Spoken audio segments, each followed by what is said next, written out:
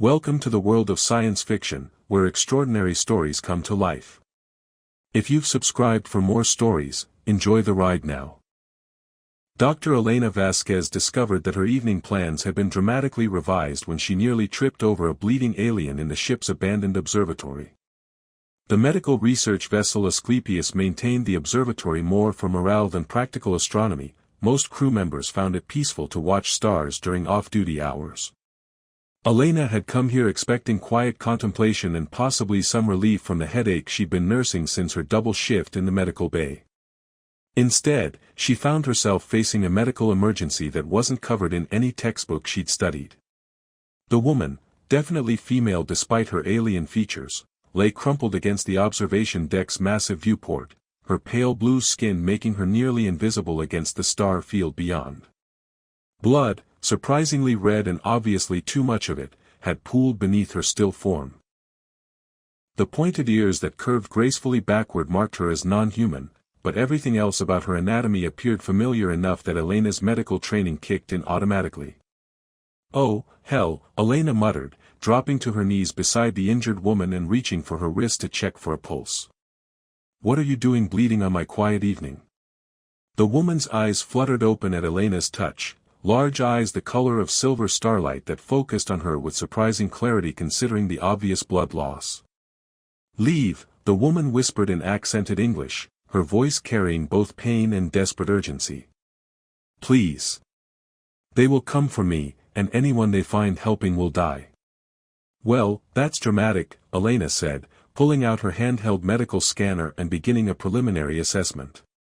"But I'm a doctor, and you're hemorrhaging in what appears to be several inconvenient places. So we're going to have a conversation about treatment options whether you like it or not." The scanner's readings made Elena whistle softly. Internal bleeding, severe energy depletion, and what looked like systematic cellular damage from some kind of energy weapon. The woman should have been unconscious or dead, not offering warnings about mysterious pursuers.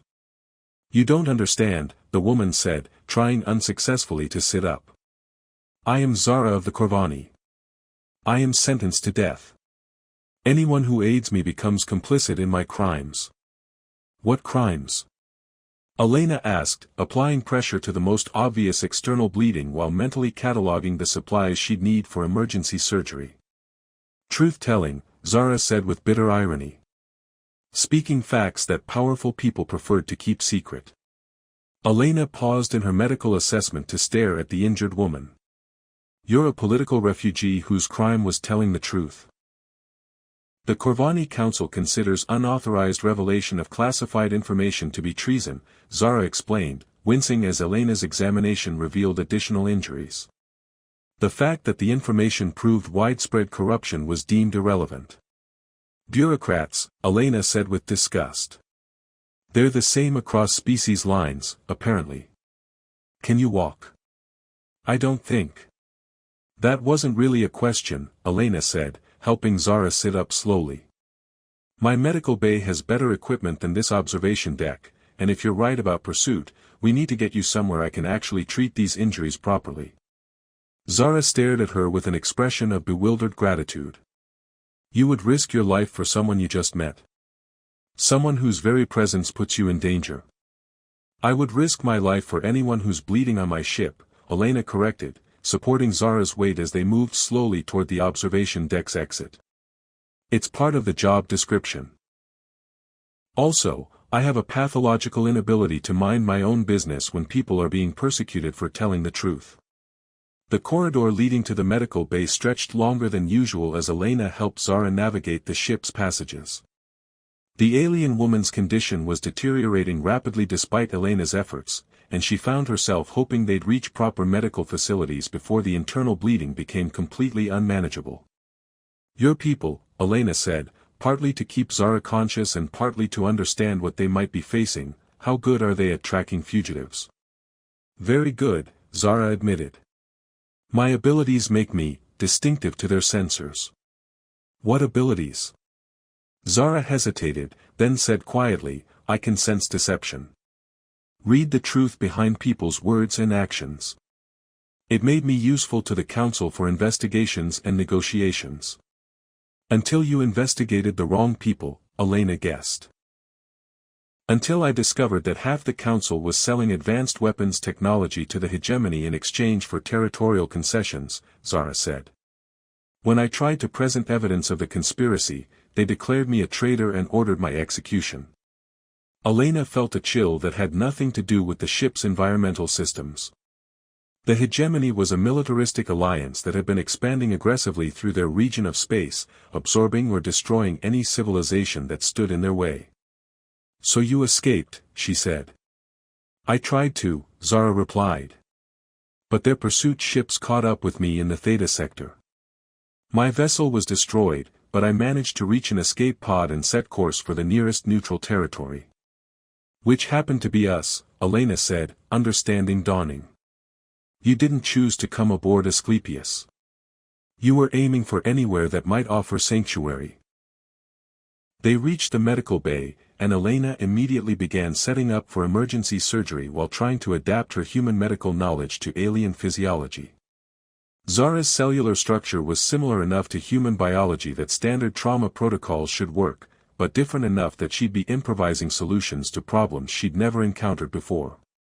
This is going to be interesting, Elena muttered, initializing her surgical suite. I've never performed emergency surgery on someone whose anatomy I'm learning as I go. You should leave me, Zara said weakly from the examination table. When the council's ships arrive, they will search this vessel. If they find me here, they'll find you in stable condition and under the protection of medical neutrality laws, Elena interrupted, beginning to prep Zara for surgery. The Korvani are signatories to the Galactic Medical Accords, right? Yes, but. No buts, Elena said firmly. Medical neutrality means I'm required to provide care to anyone who needs it, regardless of their political status or legal troubles. And it means that interfering with medical treatment is a violation of interstellar law. Zara's expression shifted to something approaching wonder. You would invoke medical neutrality for me? I'm invoking medical necessity, Elena corrected, beginning the delicate process of repairing internal damage while learning alien anatomy through hands-on experience. Everything else is just paperwork.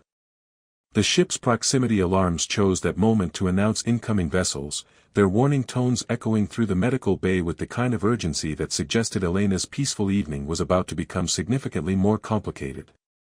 They've found me, Zara whispered, her silver eyes reflecting fear and resignation in equal measure. Elena looked up from her surgical work, meeting Zara's gaze directly. Let them come. You're my patient now, and I don't abandon my patients. Ever. The external sensors began detecting multiple ships approaching at high speed, their configurations matching known Korvani military vessels. Elena found herself hoping that her understanding of medical neutrality laws was better than her knowledge of alien anatomy. Elena, Zara said quietly, using her name for the first time. Thank you. For not leaving me alone. You're not alone anymore, Elena replied, returning to her surgical work with the determination of someone who'd made an irreversible decision. And you're not going to be. The proximity alarms intensified as the Korvani ships moved closer, but Elena's focus remained entirely on the delicate work of saving someone who'd been abandoned by her own people for the crime of honesty. Outside, 3 Korvani enforcement vessels took positions around the medical research ship, their weapon systems charging as they prepared to board and search for their escaped fugitive. Inside the medical bay, Elena continued her work with the steady hands of someone who decided that some principles were worth defending regardless of the consequences. Elena's attempt to perform xenobiological surgery using primarily human medical knowledge led to several discoveries about interspecies medicine that would probably revolutionize the field if she survived long enough to publish her findings. The first discovery was that Korvani blood chemistry responded to human coagulation enhancers, which was fortunate. The second was that their nervous systems operated on different electrical frequencies than human systems, which made anesthesia significantly more complicated. I'm going to need you to stay conscious for this, Elena said, adjusting her surgical equipment for what she privately called creative medical problem solving. Your neural pathways aren't responding to human anesthetics the way I hoped. Zara managed a weak smile from the surgical table. In my language, we have 17 different words for varieties of pain, but we don't have a word for anesthesia. I think this tells you something about Korvani medical philosophy. Your people believe in experiencing pain directly? Elena asked, carefully repairing damaged blood vessels while monitoring Zara's vital signs. We believe pain provides information about the body's condition, Zara explained, then winced as Elena's work triggered what appeared to be a particularly informative set of nerve responses. Also, our ability to sense truth is enhanced by direct sensory experience. Numbing pain also numbs perception. Elena paused in her surgical work. Wait. Your truth-sensing abilities are connected to your nervous system sensitivity. Everything is connected, Zara said, her voice growing stronger as Elena's repairs began stabilizing her circulation. Physical sensation, emotional state, mental clarity, truth perception. Korvani physiology treats consciousness as an integrated system. Fascinating, Elena murmured, making mental notes while continuing her medical work. That explains why your energy levels are depleting faster than blood loss alone would account for. You're not just physically injured, your truth-sensing abilities are draining your overall system trying to maintain function. She looked up from the surgical field, meeting Zara's silver eyes. How do your people normally restore that energy? Zara hesitated, and Elena could see her internal debate about how much to reveal. Contact with others who trust us. Truth-sensing requires reciprocal honesty. When others hide their thoughts and feelings, it drains us to perceive through their deception. But when others are genuinely open. She paused. It restores us. So you need emotional honesty to maintain physical health, Elena said, understanding the implications. That's why political work was so dangerous for you. You were constantly surrounded by people whose job required deception. Exactly, Zara confirmed. The council meetings were exhausting because I had to sense the truth through layers of political maneuvering and deliberate falsehood. It's part of why I was so effective at investigations. I could perceive deceptions that others missed, but also why I was slowly dying from the effort. Elena completed the repair of the primary internal bleeding and moved on to addressing what appeared to be energy weapon damage. The cellular degradation patterns were unlike anything in her medical training, but the basic principles of tissue repair seemed to apply across species lines. Well, she said, working to restore damaged tissue, I can fix the physical injuries. The energy depletion issue is more complex. You need sustained contact with people who trust you and aren't trying to hide anything from you. Which is why I told you to leave me, Zara said quietly.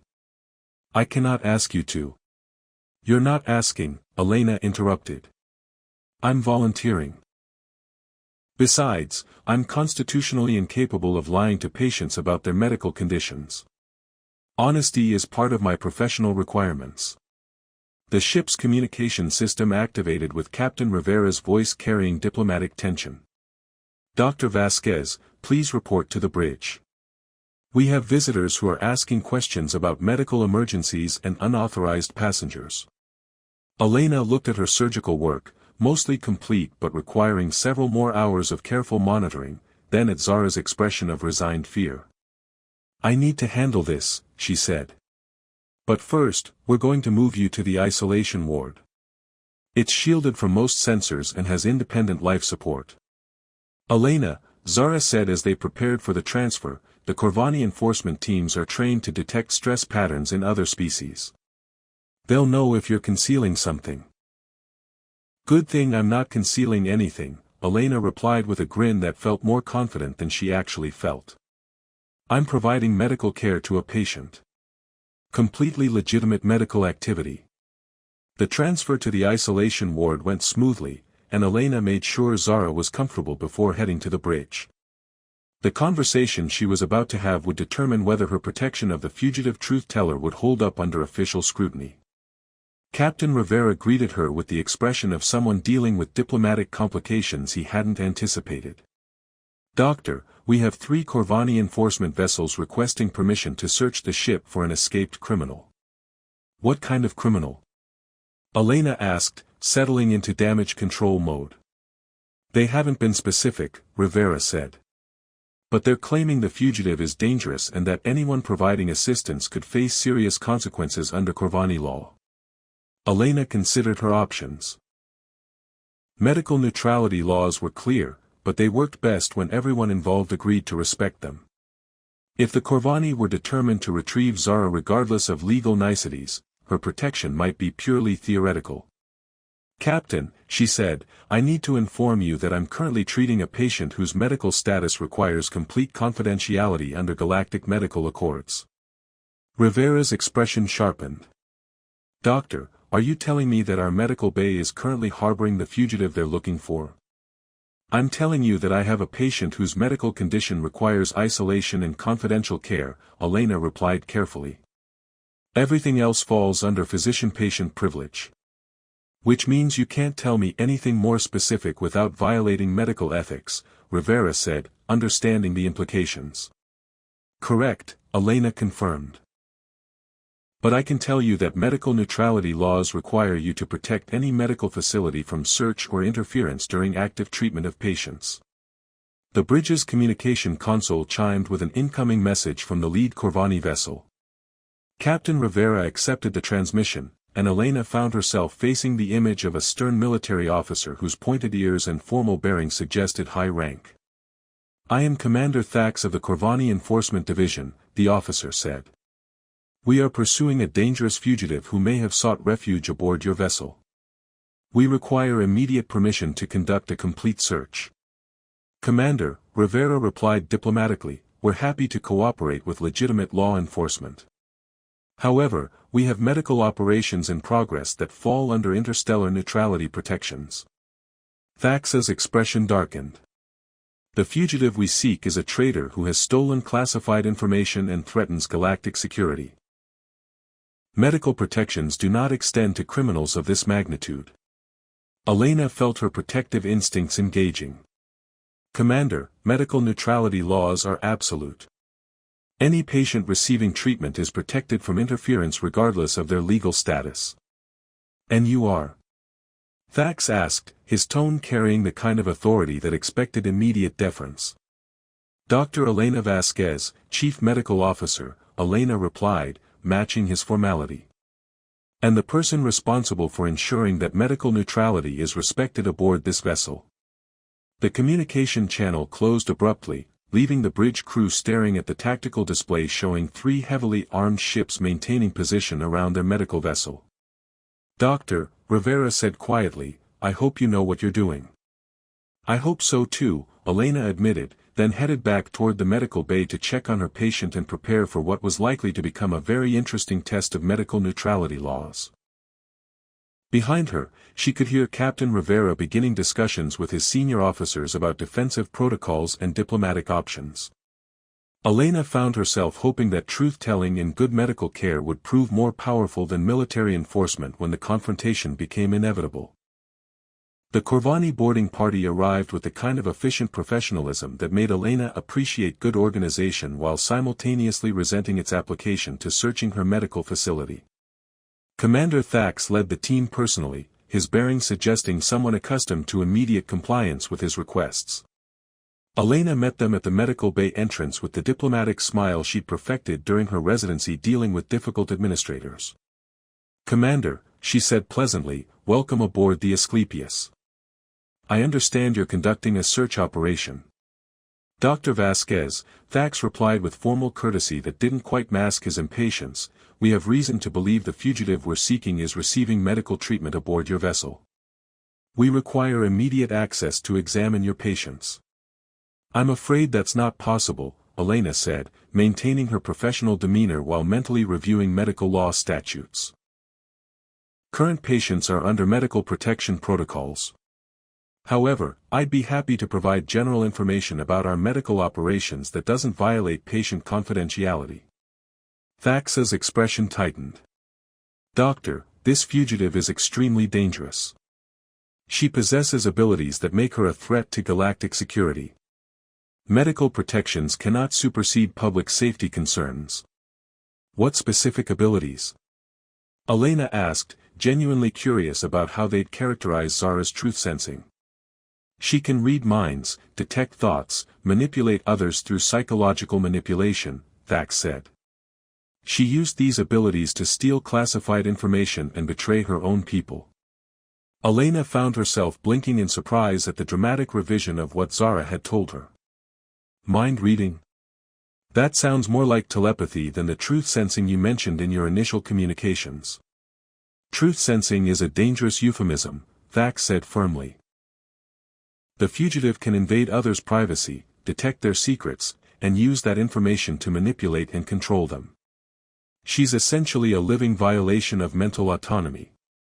Elena considered this characterization while noting the way Thax's vital signs showed stress patterns her medical scanner was interpreting as elevated heart rate and what appeared to be deliberate emotional control. Either he was lying, or he genuinely believed what he was saying. "Commander," she said carefully, "I need to understand the specific nature of the threat you're describing. Medical facilities have dealt with telepathic patients before. We have protocols for managing psychic abilities safely." "This individual is not a patient," Thax said with increasing urgency. "She's a criminal who's using her abilities to evade justice. Every moment she remains free, she poses a threat to anyone around her." Elena's medical training had taught her to recognize fear disguised as authority, and Thax was displaying textbook symptoms of someone trying to control a situation that frightened him. The question was whether he feared Zara specifically, or what her abilities might reveal.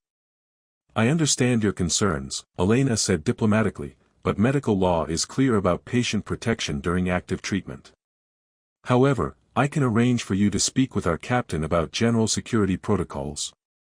"Doctor," Thax said, stepping closer in a way that was clearly intended to be intimidating, "you don't understand the danger you're in.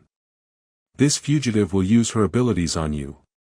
She'll read your thoughts, manipulate your emotions, make you believe you're helping her voluntarily when you're actually being controlled." Elena found this characterization increasingly inconsistent with her actual experience treating Zara. The injured woman had been careful to respect Elena's autonomy, had warned her about potential dangers, and had never attempted anything resembling mental manipulation. "Commander," she said, "have you personally witnessed these mind control abilities?" Thax hesitated, and Elena's medical scanner registered what appeared to be a significant spike in stress indicators. "I have reviewed the evidence of her crimes," he said finally. "The testimony is clear about her methods." "Whose testimony?" Elena asked, noting that he hadn't actually answered her question. "Council members who were subjected to her invasive abilities during official investigations," Thax replied. "She violated their mental privacy and used the information to construct false accusations of corruption." Elena felt pieces of a larger puzzle beginning to align in uncomfortable ways. False accusations? So the council members she investigated were innocent of wrongdoing? "The accusations were based on information obtained through illegal mental intrusion," Thax said, his stress indicators continuing to climb. "The methods used to gather evidence made the accusations legally invalid. But were the accusations factually accurate?" Elena pressed, watching Thax's physiological responses carefully. The Korvani commander's reaction was immediate and telling: elevated heart rate, increased respiration, and what her scanner interpreted as fight-or-flight response activation. Either her questions were approaching something he didn't want to discuss, or he was personally invested in the answers in ways that went beyond professional duty. "Dr. Vasquez," he said, attempting to regain control of the conversation, "I must insist that you provide immediate access to your patients. This fugitive is manipulating you just as she manipulated others." Elena looked around her medical bay, taking in the normal bustle of medical staff going about their duties, the steady readings of patients in various stages of treatment, and the complete absence of any evidence that she was being mentally controlled by anyone. "Commander," she said calmly, "I'm going to need specific evidence of this mental manipulation before I can violate medical neutrality laws. My patients are under my protection, and that protection is absolute." Thax's expression shifted to something approaching desperation. "She's here, isn't she? The fugitive is here, and she's convinced you to protect her." I have several patients currently receiving treatment, Elena confirmed. All of them are entitled to medical privacy and protection from interference. Doctor, you must understand, this individual represents a direct threat to galactic security. The information she stole could destabilize interstellar relations if it falls into the wrong hands. Elena found herself increasingly curious about what information could be so dangerous that the Korvani were willing to violate medical neutrality to retrieve it. What kind of information? Classified intelligence regarding Korvani defense capabilities and strategic alliances, Thax said. Information that could be used by hostile powers to plan attacks against peaceful civilizations. The explanation sounded reasonable, but Elena's medical scanner continued to show stress patterns that suggested Thax was either lying or deeply conflicted about what he was saying. Combined with Zara's explanation about weapons trafficking and political corruption, she was beginning to suspect that the truth was considerably more complex than either version she'd heard. Commander, she said, making a decision that felt both necessary and potentially catastrophic, I need to consult with my patient about the specific security concerns you've raised. Medical ethics require informed consent for any changes to treatment protocols. You cannot consult with her, Thax said urgently. Any communication gives her an opportunity to manipulate your thoughts further. Then we have a problem, Elena replied. Because medical law absolutely requires patient consultation about security issues that might affect their treatment. The standoff continued for several tense moments, with Elena maintaining professional calm while internally preparing for whatever consequences her protection of Zara might bring. Finally, Thax stepped back with the expression of someone who decided to try a different approach. Dr. Vasquez, I will return with proper authorization to override medical neutrality protocols. In the meantime, I strongly advise you to avoid any direct contact with the fugitive. After the Korvani team departed, Elena found herself facing the uncomfortable realization that she was now officially harboring a fugitive whose abilities she didn't fully understand, whose crimes might be more complex than she'd been told, and whose truth might be the key to preventing something much worse than political corruption. She headed back to the isolation ward to have a very important conversation with her patient about honesty, manipulation, and the difference between truth-telling and mind control.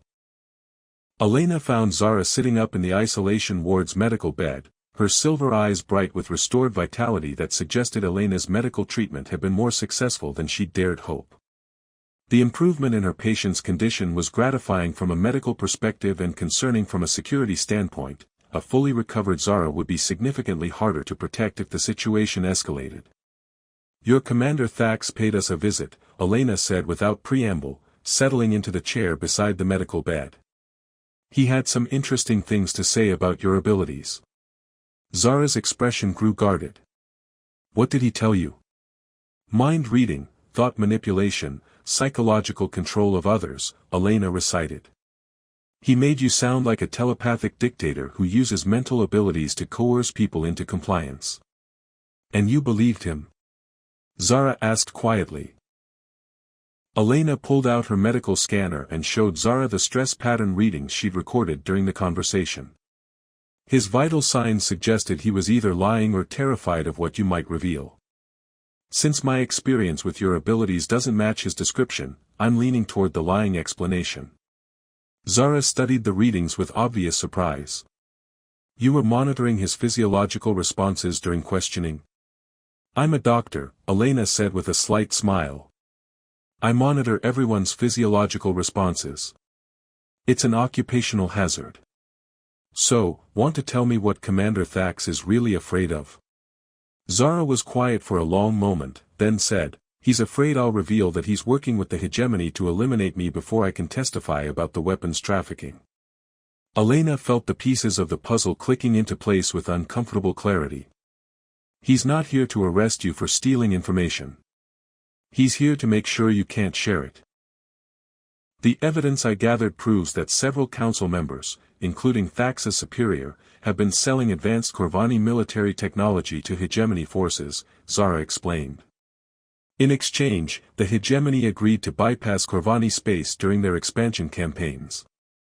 Which means your people are collaborating with an aggressive military alliance that's been conquering peaceful civilizations, Elena said, understanding the full scope of what Zara had uncovered. Exactly. When I tried to present the evidence to the full council, Thax and his allies declared me a traitor and ordered my execution. They're not interested in justice, they're protecting a conspiracy that could lead to the conquest of this entire region of space. The ship's proximity alarms activated with new urgency, indicating additional vessels approaching at high speed. Elena's medical scanner immediately detected elevated stress patterns from Zara as her abilities registered the incoming threat. Hegemony ships, Zara said, her enhanced perception cutting through Elena's questions before she could ask them. 3 heavy cruisers. They're here to finish what the Korvani enforcement team couldn't accomplish. Elena activated the isolation ward's communication system. Bridge, this is Dr. Vasquez. What's our tactical situation? Captain Rivera's voice carried barely controlled tension. We've got hegemony warships demanding the immediate surrender of what they're calling stolen Korvani intelligence assets. They're threatening to board the ship by force if we don't comply. Captain, Elena said, I need you to understand that my patient possesses information crucial to preventing a major interstellar conflict. She's not a criminal, she's a whistleblower exposing weapons trafficking between the Korvani government and the hegemony. Doctor, are you telling me that we're in the middle of a conspiracy involving illegal arms sales to hostile alien powers? Elena looked at Zara, who nodded encouragingly.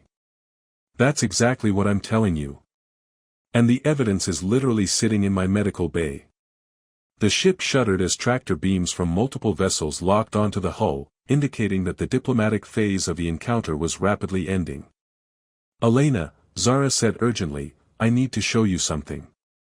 My abilities aren't just truth sensing, I can also project truthful memories to others who are willing to trust me completely. Project memories? Elena asked, then understanding dawned.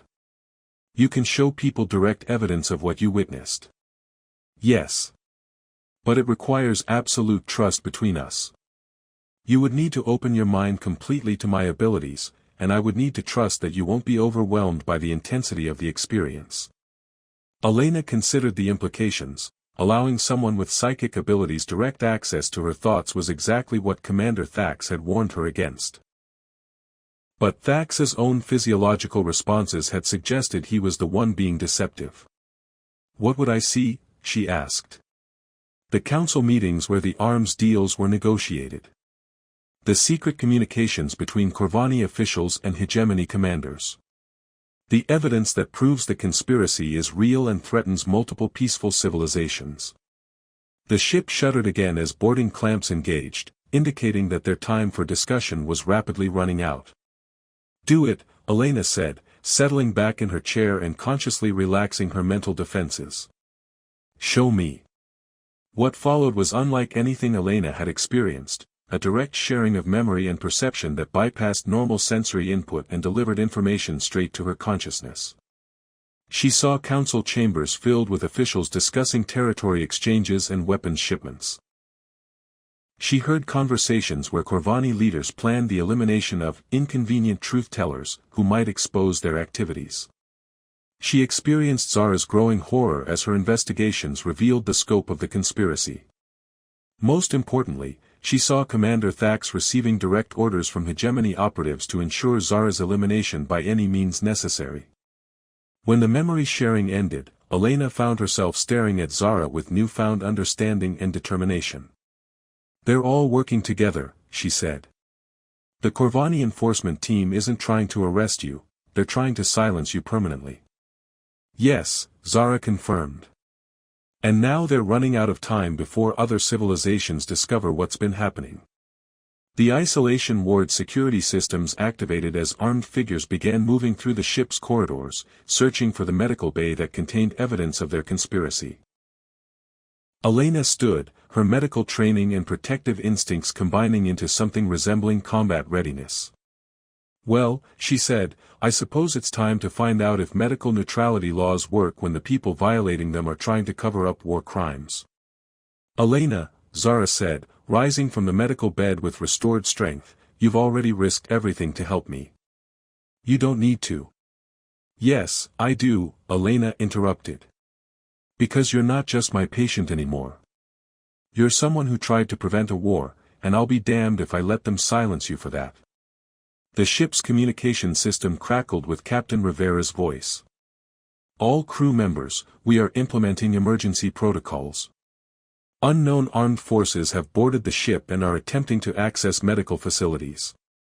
Elena moved to the isolation ward's control panel, activating full containment protocols that would seal the medical area and protect her patient from forced extraction. Zara, she said, can your abilities help us prove what's happening to the crew and Captain Rivera?